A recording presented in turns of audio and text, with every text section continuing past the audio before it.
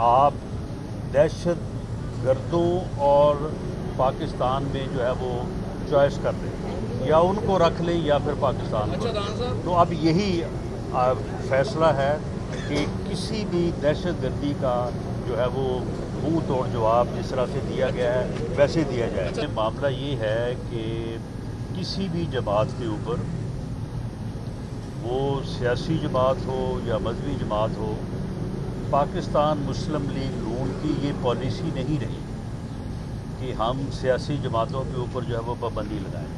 हम तो सियासत को फ़रोग़ देने वाले और सियासत को आगे बढ़ाने वाले लोग हैं, लेकिन बदकिस्मती से और इंतहाई अफसोस है कि 3 वाक़यात जो है वो, एक 2017-18 में जब फैज़ाबाद के मुकाम पे हुआ था, और उसके बाद फिर 2021 में जबकि हमारी गवर्नमेंट नहीं थी, और अब 2025 में दोबारा जो है वो इस जमात ने जब भी कोई अपना एहतजाजी प्रोग्राम दिया है तो उसमें तशद्दुद जो है वो इतना ज़्यादा हुआ है कि हलाकतों पे जाके जो है वो बात पहुंची है।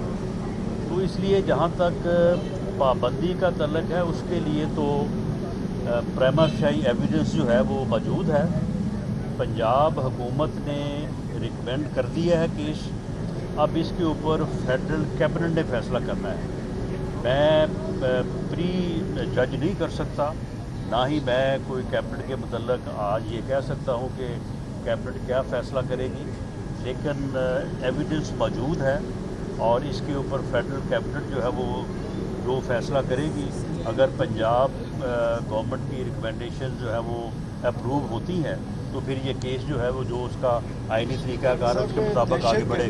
जमात की जो है वो क़यादत को एतमाद में लेना जो है वो जुए शीर लाने के मुतरादिफ है।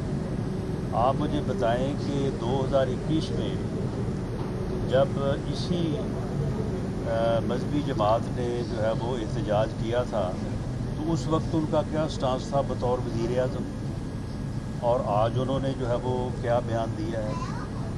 जहाँ तक दहशत गर्दों से मुज़ाकरात की बात है तो पिछले 40 साल से हम क्या करते आ रहे हैं, मुज़ाकरात ही होते आ रहे हैं, और उनका क्या नतीजा निकला है।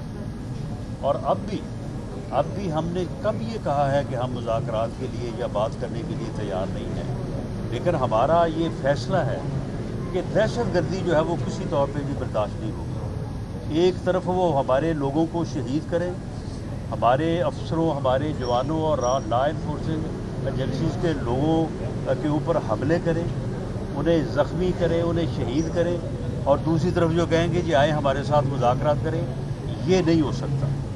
इसके ऊपर बिल्कुल वाज़ेह फ़ैसला है, अपनी वो ये सरगर्मियाँ बंद करें। हमारा मुतालबा उनसे यही है कि आप दहशत गर्दी की कार्रवाइयाँ जो है वो बंद करें। अगर वो दहशत गर्दी की कार्रवाइयाँ बंद कर देते हैं तो ना ही जो है वो उनके ख़िलाफ़ कोई जो है वो एक्शन होगा, ना ही उनके ख़िलाफ़ कोई कार्रवाई होगी। उनके साथ फिर बैठ के बात हो सकती है, लेकिन शर्त ये है कि दहशत गर्दी की जो कार्रवाइयाँ हैं वो पहले बंद की जाएँ। इन कार्रवाइयों के होते हुए किसी से भी जो है वो किसी किस्म के मुज़ाकरात का जो है वो सवाल ही पैदा नहीं होता।